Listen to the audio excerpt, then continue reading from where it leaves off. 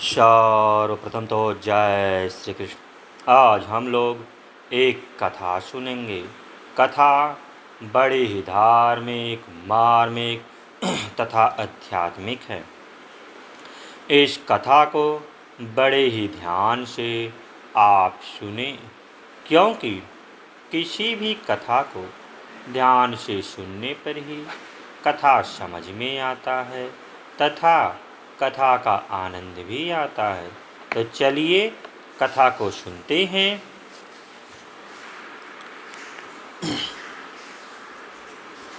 इसके पहले वाले भाग को मैंने पहले वीडियो में बता दिया है। अगर आपको सुनना है तो उसमें जाके आप देखा और सुन सकते हो। उसके आगे से मैं बताने जा रहा हूँ। ब्रह्मा जी के योग कहने पर उस सती ने क्षण भर कुछ विचार किया। उसके बाद हाँ कहकर उसने स्वीकृति दे दी।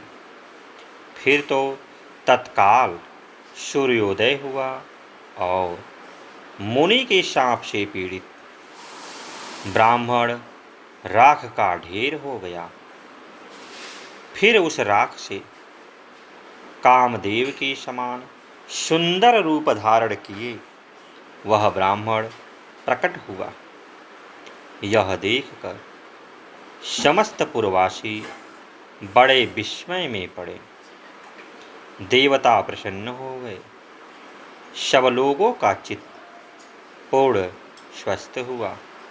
उस समय स्वर्गलोक से सूर्य के समान तेजस्वी एक विमान आया। वह साध्वी अपने पति के साथ उस विमान पर बैठकर देवताओं के साथ स्वर्ग को चली गई। शुभा भी ऐसी ही पतिव्रता है,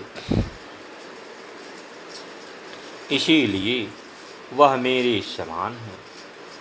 उस सतित्व के प्रभाव से ही वह भूत, भविष्य और वर्तमान तीनों कालों की बातें जानती है। जो मनुष्य इस परम उत्तम पुण्यमय उपाख्यान को लोकों में या लोक में सुनाएगा, उसके जन्म जन्म के किए हुए पाप नष्ट हो जाएंगे। ब्राह्मण ने पूछा, भगवान, मांडव्य मुनि के शरीर में शूल का आघात कैसे लगा? तब पतिव्रता के स्त्री के पति को कोढ़ का रोग क्यों हुआ? भगवान श्री विष्णु बोले, मांडव्य मुनि जब बालक थे तब उन्होंने अज्ञान और मोहवश एक झिंगुर के गुदादेश में तिनका डालकर छोड़ दिया था। यद्यपि उन्हें उस समय धर्म का ज्ञान नहीं था, तथापि उस दोष के कारण उन्हें एक दिन और रात वैसा कष्ट भोगना पड़ा। किंतु मांडव्य मुनि ने समाधिस्थ होने के कारण शूल आघात जनित वेदना का पूरी तरह अनुभव नहीं किया। इसी प्रकार पतिव्रता के पति ने भी पूर्व जन्म में एक कोढ़ी ब्राह्मण का वध किया। इसी से उसके शरीर में दुर्गंध युक्त कोढ़ का रोग उत्पन्न हो गया था। किंतु उसने ब्राह्मणों को 4 गौरी दान और 3 कन्यादान किए थे। इसी से उसकी स्त्री पतिव्रता हुई। उस पत्नी के कारण ही वह मेरी समता को प्राप्त हुआ। ब्राह्मण ने कहा, नाथ, यदि पतिव्रता ऐसा महात्म्य है, तब तो जिस पुरुष की भी स्त्री व्यभिचारिणी न हो, उसे स्वर्ग की प्राप्ति निश्चित है। सती स्त्री से सबका कल्याण होना चाहिए। श्री भगवान बोले, ठीक है, संसार में कुछ स्त्रियां ऐसी कुटला होती हैं जो सर्वस्व अर्पण करने वाले पुरुष के प्रतिकूल आचरण करती, उनमें जो सर्वथा अक्षरणीय हो, जिसकी दुराचार से रक्षा करना असंभव हो, ऐसी स्त्री को तो मन से भी स्वीकार नहीं करना चाहिए। जो नारी काम के वशीभूत हो जाती है, वह निर्धन, कुरूप, गुणहीन, नीच कुल के नौकर पुरुष को भी स्वीकार कर लेती है। मृत्यु तक से संबंध जोड़ने में उसे हिचक नहीं होती। वह गुणवान, कुलीन, अत्यंत धनी, सुंदर, रति कार्य में कुशल पति का भी परित्याग करके नीच पुरुष का सेवन करती। विप्रवर इस विषय में उमानारद संवाद ही दृष्टांत है, क्योंकि नारद जी स्त्रियों की बहुत सी चेष्टाएं जानते हैं। नारद मुनि स्वभाव से ही संसार की प्रत्येक बात जानने की इच्छा रखते हैं। एक बार वे अपने मन में कुछ सोच विचार कर पर्वतों में उत्तम कैलाशगिरी पर गए। वहाँ उन महात्मा मुनि ने पार्वती जी को प्रणाम करके पूछा, देवी, मैं कामनियों की कुचेष्टाएं जानना चाहूँ या जानना चाहता हूँ। मैं इस विषय में बिल्कुल अनजान हूँ और विनीत भाव से प्रश्न कर रहा हूँ, अतः आप मुझे यह बात बताइए। पार्वती देवी ने कहा, नारद, युवती स्त्रियों का चित्त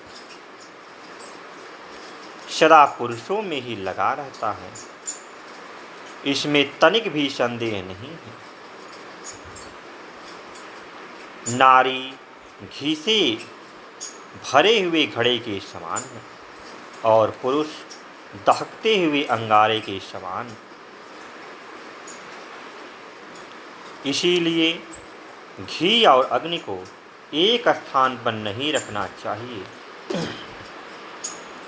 जैसे मतवाले हाथी को महावत, अंकुश और मुगदर की सहायता से अपने वश में करता है, उसी प्रकार स्त्रियों की रक्षक उन्हें दंड के बल से ही काबू में रखा जा सकता है। बचपन में पिता, जवानी में पति और बुढ़ापे में पुत्र नारी की रक्षा करता है।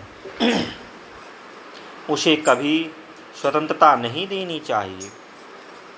सुंदरी स्त्री को यदि उसकी इच्छा के अनुसार स्वतंत्र छोड़ दिया जाए तो पर पुरुष की प्रार्थना से अधीर होकर वह उसके आदेश के अनुसार व्यभिचार में प्रवृत्त हो जाती है। जैसे तैयार की हुई रसोई पर दृष्टि न रखने से उस पर कौवे और कुत्ते अधिकार जमा लेते हैं, उसी प्रकार युवती नारी स्वच्छंद होने पर व्यभिचारिणी हो जाती है। फिर उस पुतला के संसर्ग से सारा कुल दूषित हो जाता है। पराये बीज से उत्पन्न होने वाला मनुष्य वर्ण संकर कहलाता है।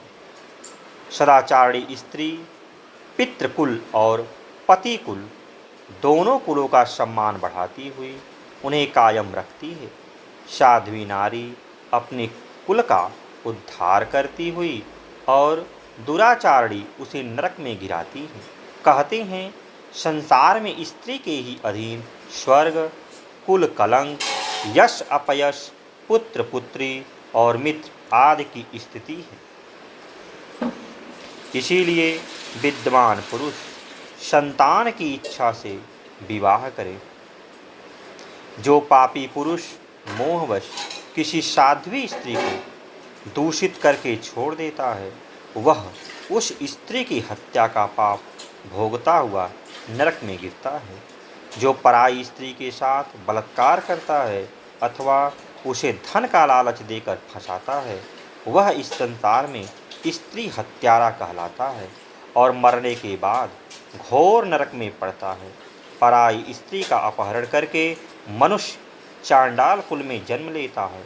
उसी प्रकार पति के साथ वचना करने वाली स्त्री चिरकाल तक नरक भोग कर कौवे की योनि में जन्म लेती है और उच्चिष्ट एवं दुर्गंध युक्त पदार्थ खा खाकर जीवन बिताती है। तदनंतर मनुष्य योनि में जन्म लेकर विधवा होती है। जो माता गुरुपत्नी, ब्राह्मणी, राजा की रानी या दूसरी किसी प्रभु पत्नी के साथ समागम करता है, वह अच्छे नरक में गिरता है। बहन, भांजे की स्त्री, बेटी, बेटे की बहू, चाची, मामी, बुआ तथा मौसी आदि अन्य स्त्रियों के साथ समागम करने पर भी कभी नरक से उद्धार नहीं होता। यही नहीं, उसे ब्रह्म हत्या का पाप भी लगता है तथा वह अंधा, गूंगा और बहरा होकर निरंतर नीचे गिरता जाता है। उस अधःपतन से उसका कभी बचाव नहीं हो पाता। तो आज के लिए इतना ही। फिर किसी दिन अन्य वीडियो मिलते हैं। तब तक के लिए जय श्री कृष्ण, जय श्री कृष्ण।